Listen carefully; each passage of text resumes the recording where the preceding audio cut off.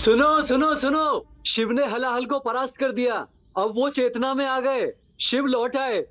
हर हर महादेव।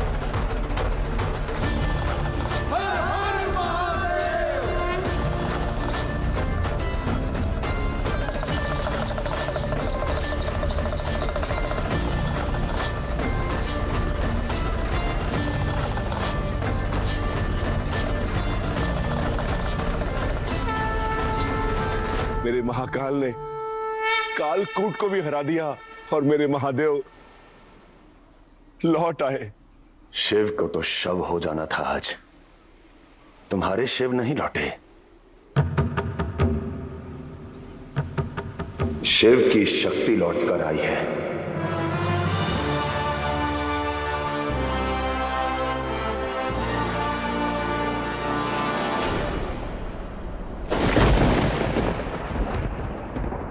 आप काल से परे बहुत पहले समझ गया था मैं, पर आज सृष्टि का भाग्य पलटकर भाग्य से देवों से भी परे हो गए हैं महादेव।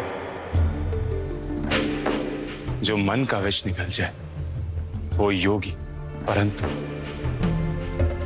आपने आदि काल से समुद्र में मथे मंथन से निकले विष का पान किया है आदि योगी।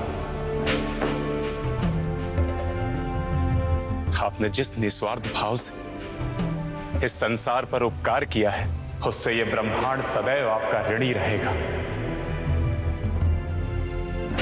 जिस कालकूट को समुद्र भी ना धरा रख पाया, उसे आपने अपने कंठ में रोक लिया, जिसके प्रभाव से आपका कंठ भी नीला पड़ गया है।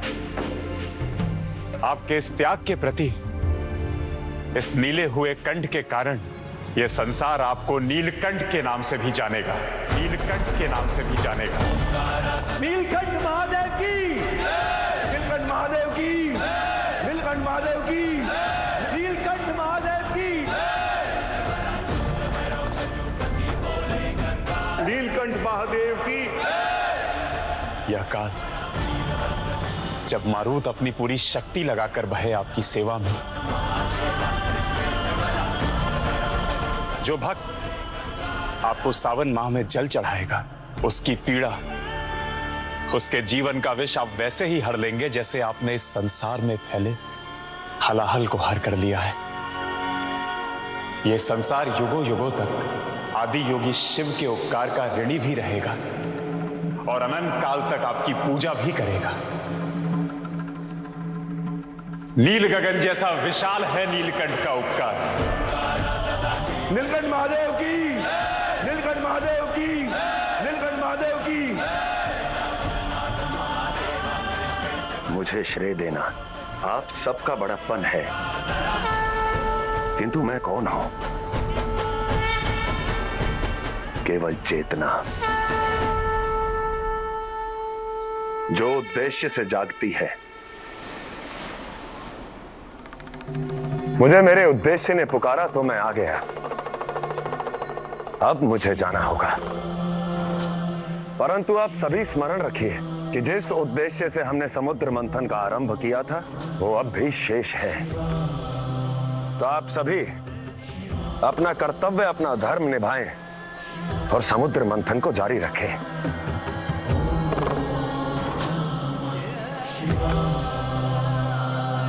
नहीं प्रभु, आप कहीं नहीं जा सकते। मेरा आपसे ये विनम्र निवेदन है कि अब समुद्र मंथन में निकले प्रत्येक मूल्यवान वस्तु पर, प्रत्येक रत्न पर और विशेषकर जो अमृत बाहर आएगा, उस पर प्रथम अधिकार आपका होगा। हाँ महादेव, आपके त्याग और उपकार के बदले मंथन से निकलने वाली प्रत्येक अमूल्य वस्तु पर प्रथम अधिकार आपका ही होना चाहिए। ना सम्मान का मोह, ना अपमान की चिंता। मुझे अमृत की कोई आवश्यकता नहीं इंद्रदेव। आशा करता हूं कि अमृत प्राप्त करने से पूर्व आप उसका अर्थ समझेंगे, क्योंकि अमृत केवल कोई पदार्थ नहीं, एक भाव है जिसने मन में विष पाला वो मृत है, और जिसने मन का मंथन कर जीवन का महाभाव पा लिया उसने अमृत पा लिया।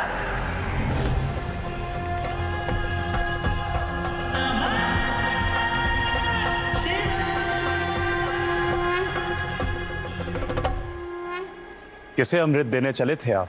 जो जीवन मरण से परे है, जो अनंत है, जो शून्य है।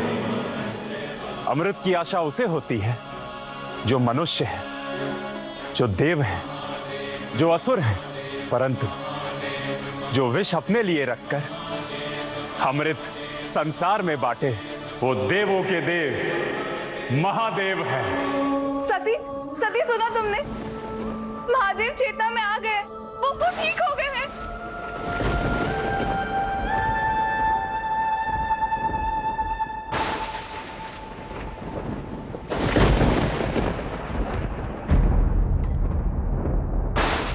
सती, सुना तुमने? मैंने क्या कहा? शिव की चेतना लौट आई है, वो ठीक हो गए हैं। तुम्हारी तपस्या सफल रही।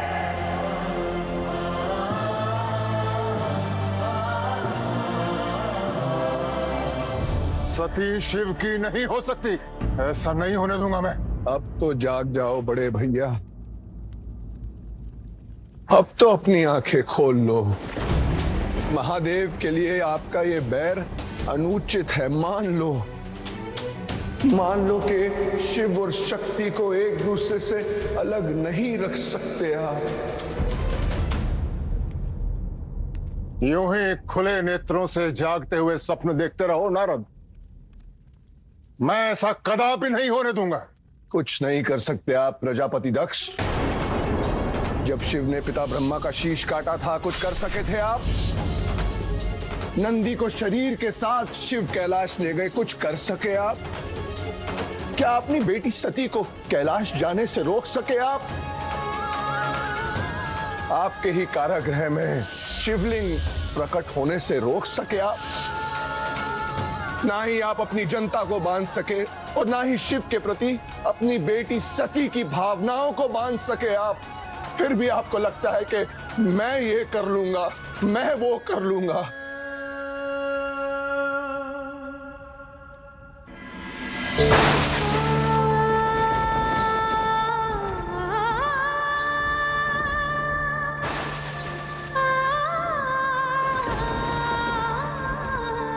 शिव की चेतना लौट आई। सच कह रही हैं दीदी, मेरे शिव ठीक हो गए। इससे शुभ समाचार तो कोई हो ही नहीं सकता। मेरा मन कर रहा है मैं संसार को आपको उपहार में दे दूं। कह तो ऐसे रही हो जैसे पूरे संसार की स्वामिनी हो तुम, और मेरे शिव ऐसे जैसे शिव की भी स्वामिनी हो तुम।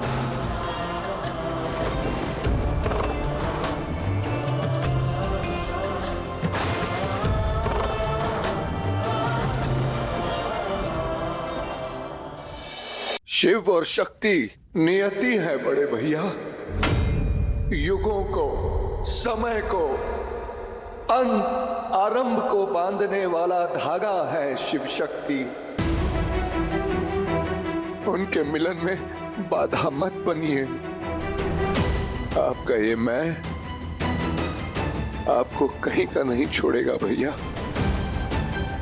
जब पिता ब्रह्मा का मैं पुकारा था तब शिव आए थे। आप अपने मैं को शिव के आने का उद्देश्य मत बनने दीजिए भैया। नहीं मानता मैं, ना शिव के तुम जैसे भक्तों को और ना शिव की नियति को।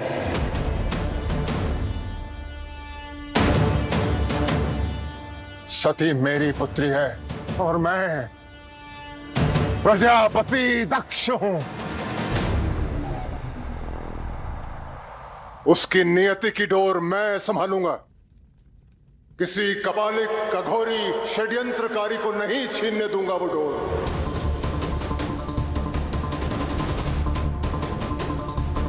मैं बनूंगा उसका भाग्य विधाता। मैं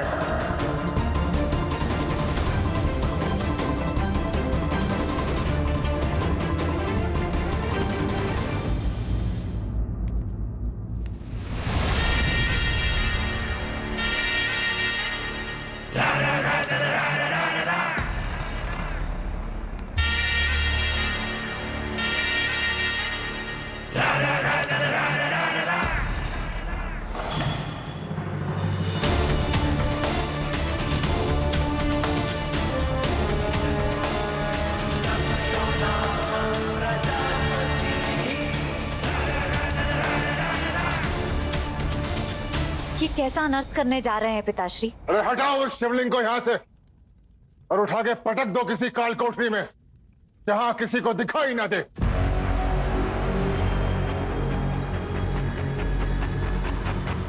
क्या कह रहे हैं पिताश्री? आप शिव का अपमान कर रहे हैं। जिसका कोई मान नहीं है उसके अपमान की चिंता है, और जिसने जन्म दिया, नाम दिया, उसके मान का ध्यान नहीं है। इतनी पीड़ा क्यों है शिव के लिए? कौन है वो तुम्हारा?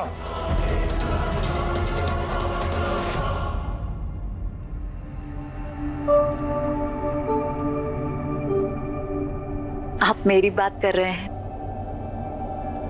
अब तो पूरा संसार जान चुका है कि शिव कौन है।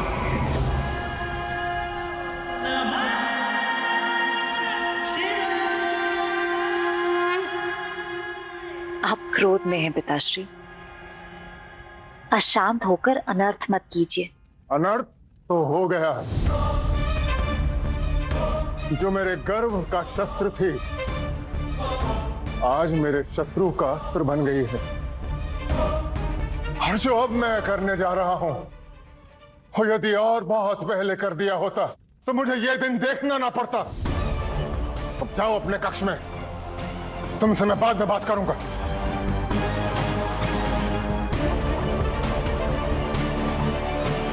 ये आदेश है मेरा, जाओ।